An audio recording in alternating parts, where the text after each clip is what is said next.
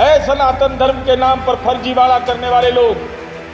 बताओ, केंद्रीय स्वास्थ्य राज्य मंत्री माननीय अश्विनी चौबे जी और केंद्रीय मंत्री मनसुख पांडेय जी दोनों हिंदू।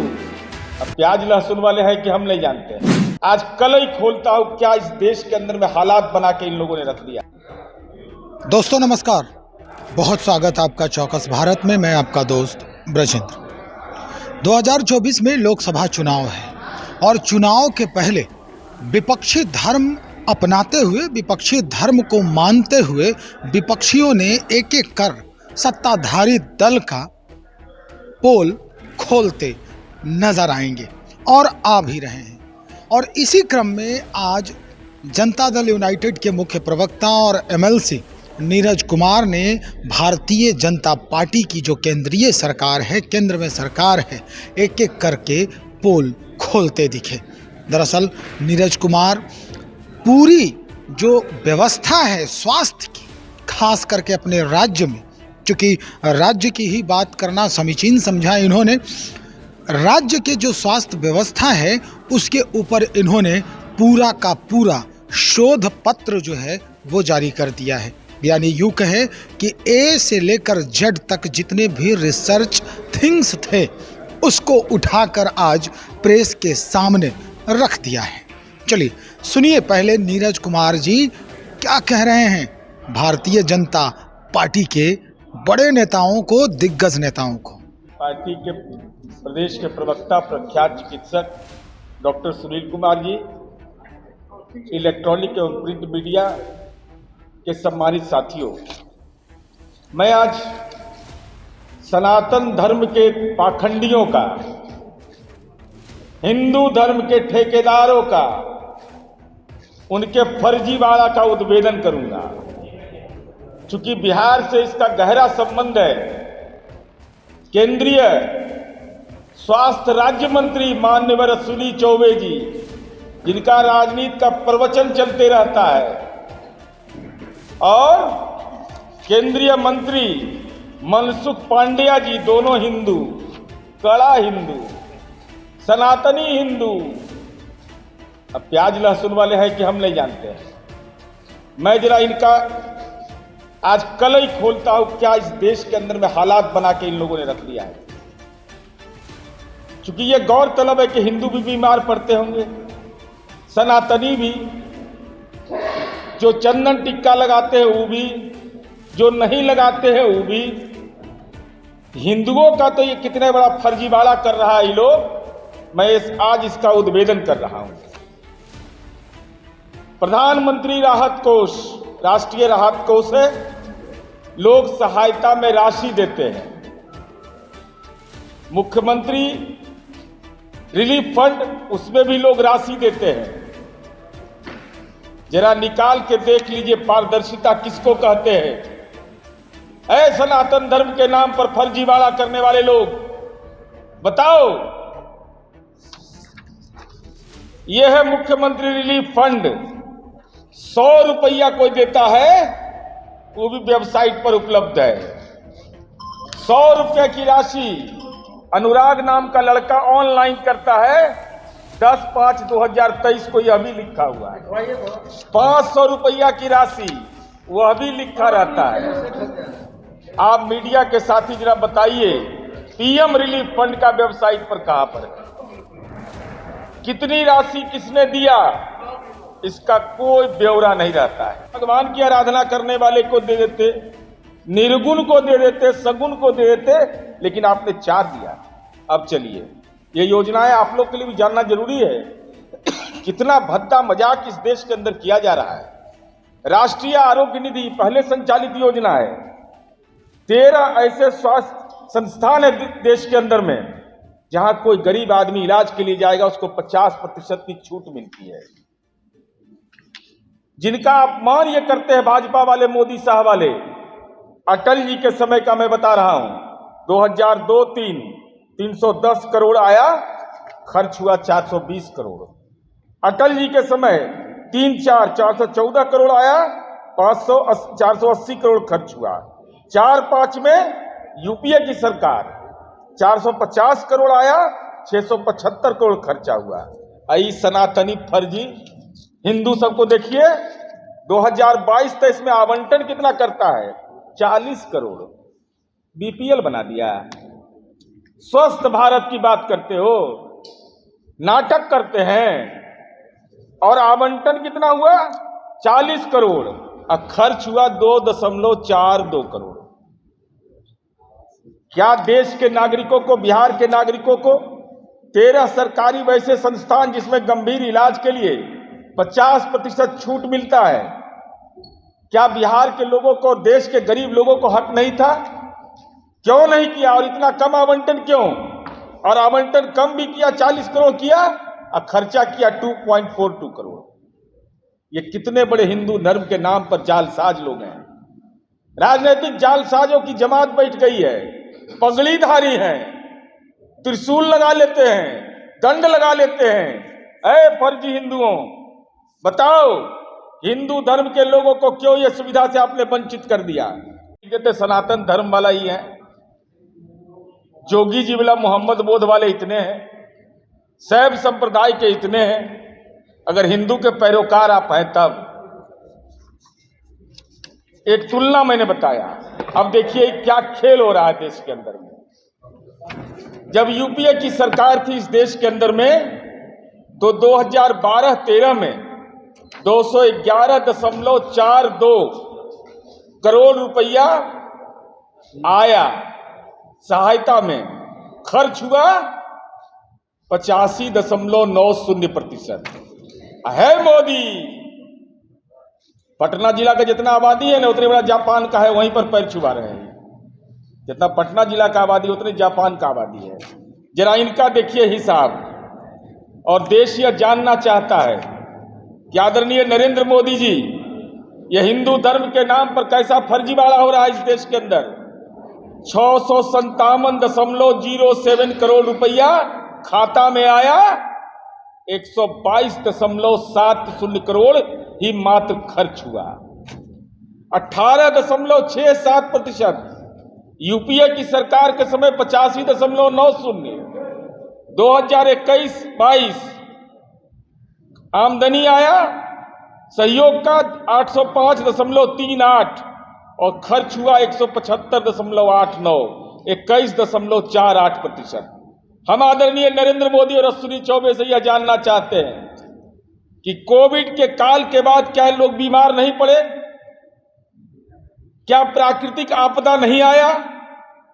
नहीं, अगर आया तो इस राशि को अपनी तिजोरी में क्यों रखे हुए हो? क्यों नहीं आम लोगों को दिया आपने? यह जानना चाहती है देश की जनता और बिहार की जनता। अब एगो पीएम केयर फंड बनाए हैं, जरा देखिए इनका हिसाब। कहते कि इसका हिसाब ही नहीं देंगे। कहा भाई पब्लिक ऑथोरिटी है, ये आरटीआई के अंतर्गत नहीं आता है, तो जनता के अधिकार के अंतर्गत आता नहीं। जब बजरंगबली का गदा लगा खटाखट, तब बीमारी का श्राप पड़ेगा आप लोग को। बीमार जो परिवार, गरीब परिवार का श्राप मोदी शाह की सरकार को मिलेगा। हम यह जानना चाहते हैं, मोदी केयर फंड में जब इसकी स्थापना मार्च 2020 में हुआ तो 10,990 करोड़ रुपया और खर्च हुआ मात्र 3,976 करोड़। अब ब्याज कमा लिया उससे। रोगी तड़प करके गरीब लोग गुजर जाते हैं। और आपने कितना बड़ा गुनाह किया, उससे कमाई किया कितना आपने? 235 करोड़। अब कुल बची राशि, ये सबको चक्रवर्ती का अंकगणित नहीं आता है, सबको मोदी मैथमेटिक्स पढ़ता है, सब मोदी इकोनॉमिक्स, इसीलिए खोल के बोल रहे हैं कि 7,249 करोड़ रुपया बच गया। ये बचा क्यों बचा रह गया? पीएम केयर फंड की राशि क्यों बची रह गई? और जब 21-22 में इसमें 2120 करोड़ रुपया आया। आज की तिथि में मार्च 2022 तक जो डेटा कहता है 5,416 करोड़ रुपया पीएम केयर फंड में रखा हुआ है। तो सूद कमाने के लिए आपको दिए हैं। इस देश की जनता की गाढ़ी कमाई जो लोग सहायता करते हैं, ये राशि आप क्यों अपने खाते के अंदर रखे हुए हैं? कहते आरटीआई के अंतर्गत नहीं आएगा, तो अदानी को ही 20,000 करोड़ में सीसी में शेयर दिए थे क्या? यही पीएम केयर फंड वाला। और यह जानना चाहते हैं हम आपके माध्यम से, अब देखिए क्या क्या फर्जीवाड़ा करता है। स्वस्थ भारत, योग करो स्वस्थ रहोगे। आई हॉस्पिटल, प्रधानमंत्री राष्ट्रीय राहत कोष से मात्र 4 अस्पताल को बिहार के सूचीबद्ध इन लोगों ने किया। Doctor Ruban memorial hospital Patna, heart hospital private limited Patna, Jeevak heart hospital and research centre Patna, Mahavir cancer Sansthan Patna.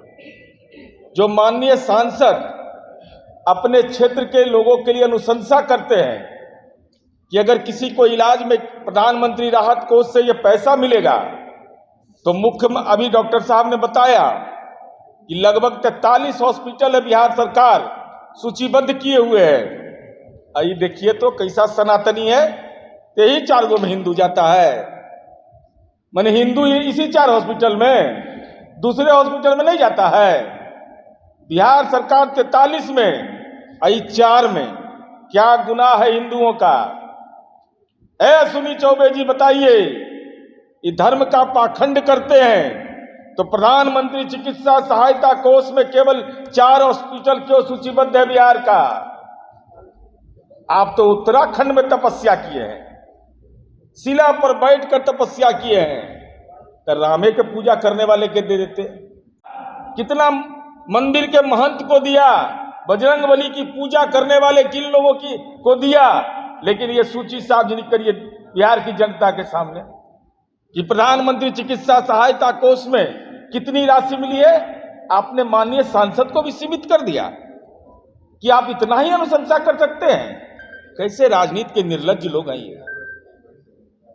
10 lakh जिसका एक संसदीय क्षेत्र की मोटे तौर पर आबादी होती है, उसमें लोग जाते हैं, क्षेत्र से लोग जुड़े रहते हैं, तो मुख्यमंत्री चिकित्सा सहायता कोष में जो आएगा सबको मिलेगा, जो मापदंड है। लेकिन ये प्रकांड हिंदू राम राम राम राम करने वाले, ये लोग हनुमान जी करने वाले, ये देंगे कितना बता दिया आपको। एक सवाल का ही जवाब दीजिए, कितना सहायता राशि मिला, कितना मिला? और यह बताइए कि पीएम केयर फंड में आज भी 5 करोड़ से 1000 करोड़ से अधिक रुपया बिना इस्तेमाल का पड़ा हुआ है। तो सूद कमा रहे हो। हिंदू धर्म में लिखा हुआ है कि सूद कमाना अपराध है, नरक का भोग होता है। अगर सूद कमा रहे हैं उस पैसा से, हिंदू धर्म के ठेकेदार हैं, तो नरक जाने के लिए तैयार रहिएगा। वो कितनों पर्ची निकलवाइएगा, नरक जाना पड़ेगा, कोई दूसरा रास्ता नहीं है। इसलिए हम भारतीय जनता पार्टी से यही जानना चाहते हैं कि पारदर्शिता भी आप नहीं करते हैं भाई। तो पीएम रिलीफ फंड में आप बताइए किसने पैसा दिया, कितने बिहार के लोगों ने दिया? हम तो बता रहे हैं कि 100 रुपया भी कोई दिया है तो हमारे वेबसाइट पर उपलब्ध है। हिंदू धर्म के ठेकेदार अश्विनी चौबे जी, आप तो मंत्री हैं, बिहार के रहने वाले हैं, जरा वेबसाइट सार्वजनिक करिए, कितने लोगों ने पैसा दिया, कितना पैसा दिया, उस पैसे का कहां आपने इस्तेमाल किया है। इसलिए भारतीय जनता पार्टी का एक कोई तो भी कार्यक्रम को चला रहा है, 9 वर्ष में कितना को ठगे, एगो नया कार्यक्रम चलाया, कितना को ठगे।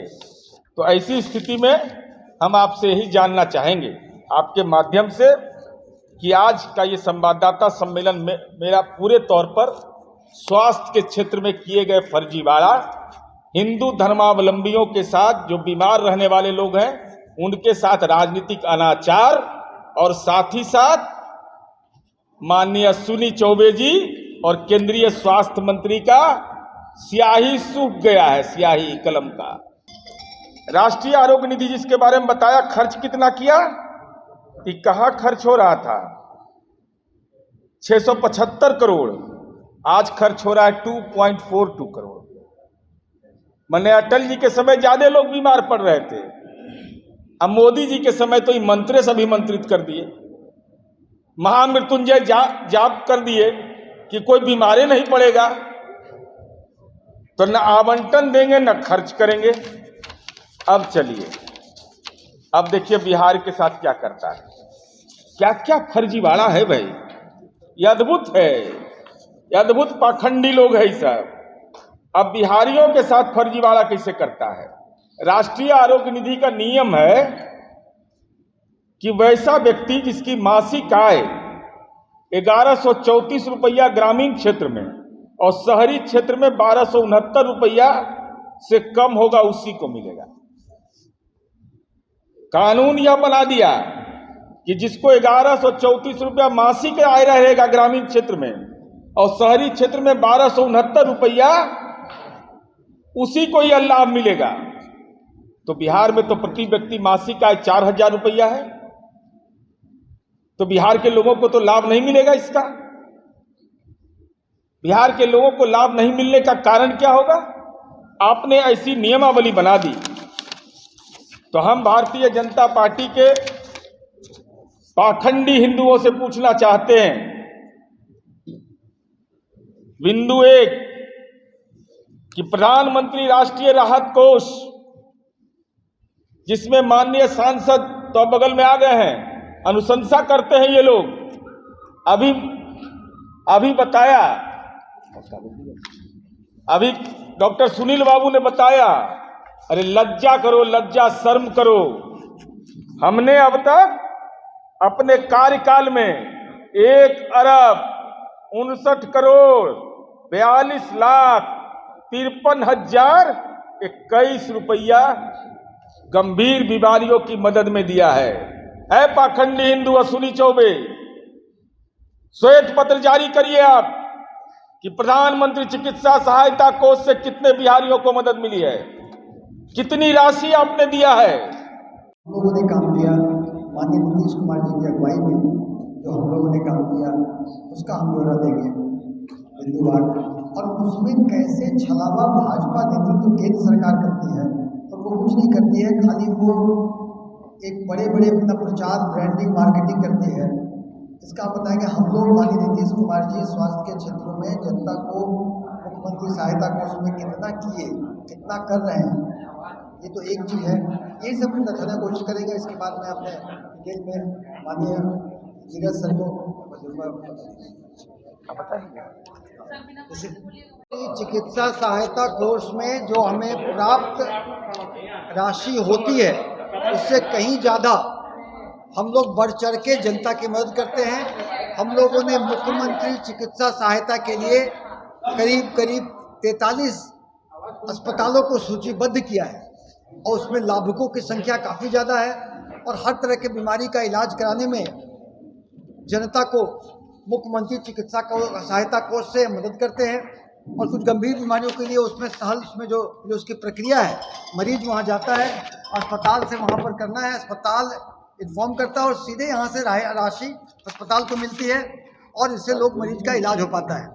उस क्रम में आप कहेंगे मुख्यमंत्री चिकित्सा सहायता कोष में कितने प्राप्त हुए और हमने कितनी राशि विमुक्त की, इसका एक मैं बताता हूँ। आपका 16-17 में हमें 31.8 करोड़ मुख्यमंत्री चिकित्सा सहायता कोष में राशि मिली। हमने खर्च कितना किया? हमने खर्च किया 71.55 करोड़, यानी कि दुगुना से भी ज़्यादा। 18-19 में कोरोना काल में राशि 66 लाख मिले और हमने 141.29 करोड़ दिया। 19-20 में 10.54 हमें मिले और 113.20 हमने खर्च किया। 20-21 में 80.42 मिले, 93.63 हमने खर्च किया। 21-22 में हमें 131 करोड़ मिले, हमने 153.28 करोड़ खर्च किया।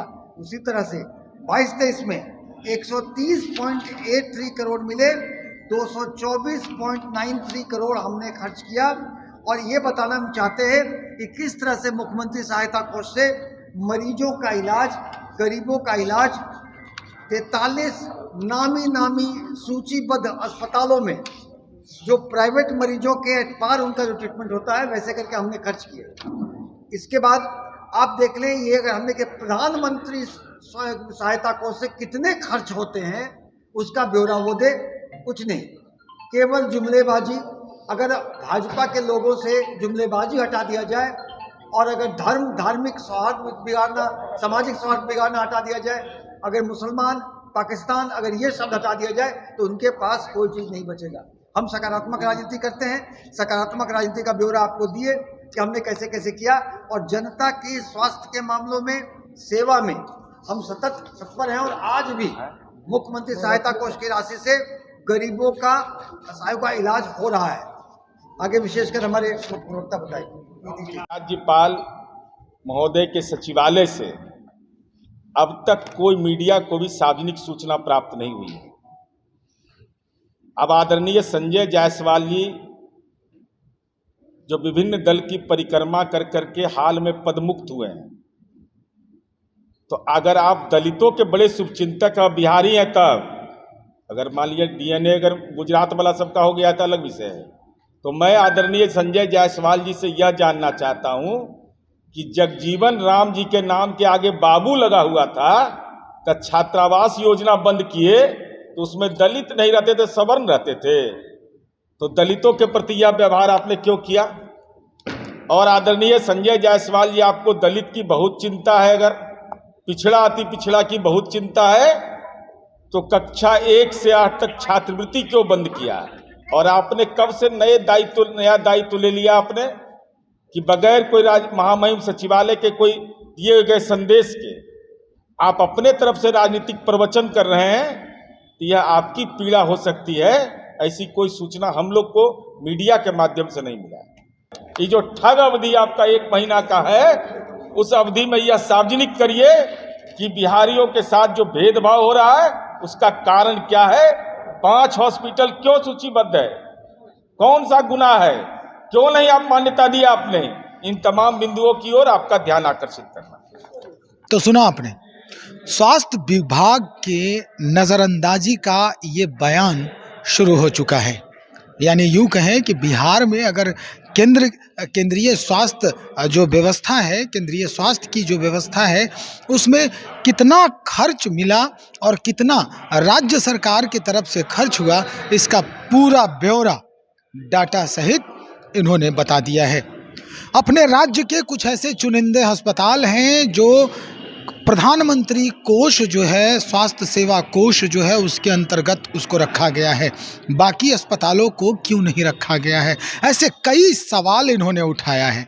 और सबसे जो मज़ेदार बात यह है कि नीरज कुमार जी जब भी बात कर रहे थे, जैसा कि आपने सुना, एक जो शब्द है, एक जो अलंकारिक शब्द है, सनातनी हिंदुओं, इसकी चर्चा बार बार कर रहे थे। दरअसल ये इनका व्यंग है, कटाक्ष है उन नेताओं पर जो स्वास्थ्य सेवा को ध्यान में नहीं रखकर सिर्फ और सिर्फ हिंदुत्व की बात करते हैं।